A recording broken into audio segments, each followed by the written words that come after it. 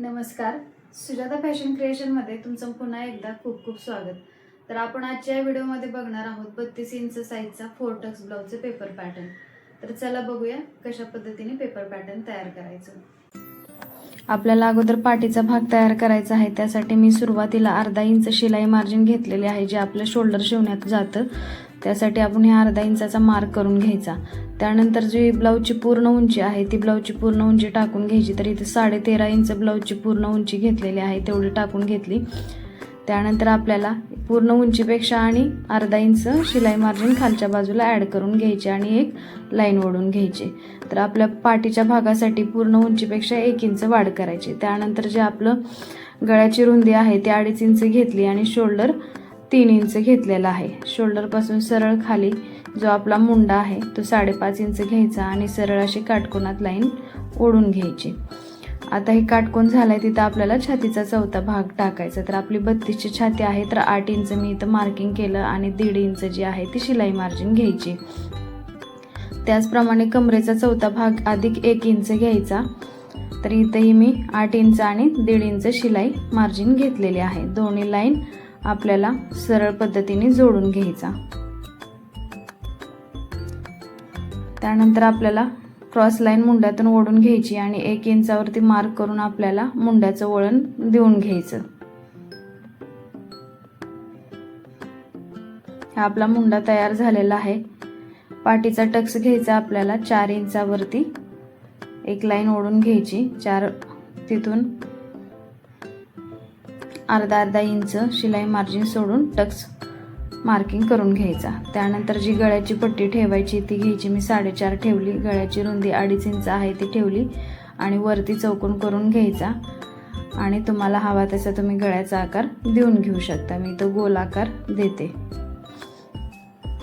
कमरेतून 1.5 inch वरती घेऊन cross line ओढून घ्यायची. तर आपला हा पाठीचा भाग 32 इंचाचा तयार झालेला आहे. आता आपल्याला पुढचा भाग तयार करायचा आहे. त्यासाठी मी समोरच्या बाजूला 1.5 इंच सोडून सगळं मार्किंग करून घेतलेलं आहे. त्यानंतर आपल्याला मुंडा आखून घ्यायचा. पहिल्या मुंड्यापेक्षा अर्धा इंच आतल्या बाजूला आपल्याला मार्किंग करून आतल्या मुंड्याचं आपल्याला वळण देऊन घ्यायचं आहे.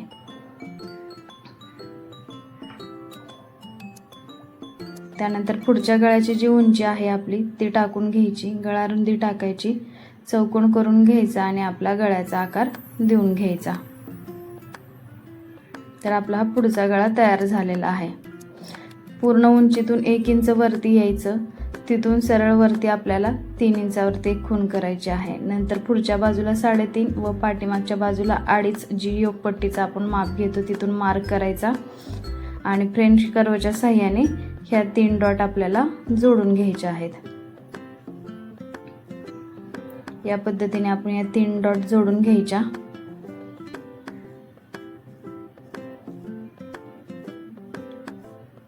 जिथे डॉट जोडलेले आहे तिथे बाहेरच्या बाजूला आपल्याला 1 इंच एक्स्ट्रा घ्यायचा आहे. गळ्याच्या बाजूला अर्धा इंच घ्यायचं दुमडपट्टीसाठी आणि फिटिंगच्या बाजूला जे टक्स आपण मुंड्यात घेतो त्यासाठी अर्धा इंच आणि शिलाई मार्जिन खाली 1 इंच अशी मार्जिन घेऊन आपल्याला हे मार्क करून घ्यायचं आहे.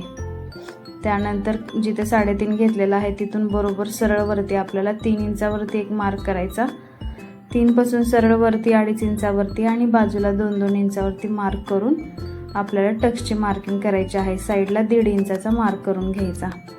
या पद्धतीने मार्किंग करून घेतल्यानंतर आपले हे 4 टक्सची मार्किंग तयार होते.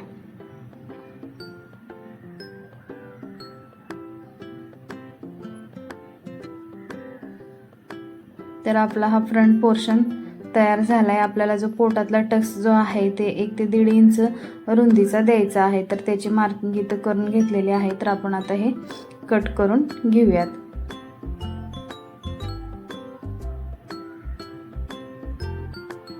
या पद्धतीने 4 टक्स ब्लाउज अतिशय छान बसतो.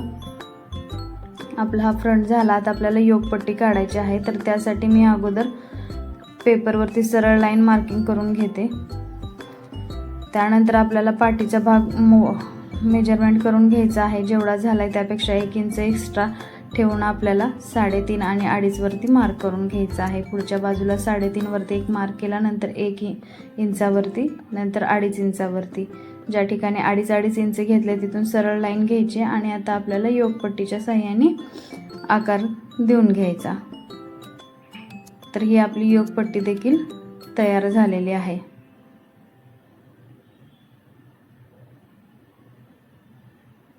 तर या व्हिडिओमध्ये आपण 32 इंच साईज 4 टक्स ब्लाउजचं पेपर पॅटर्न कशा पद्धतीने तयार करायचं ते बघितलेलं आहे।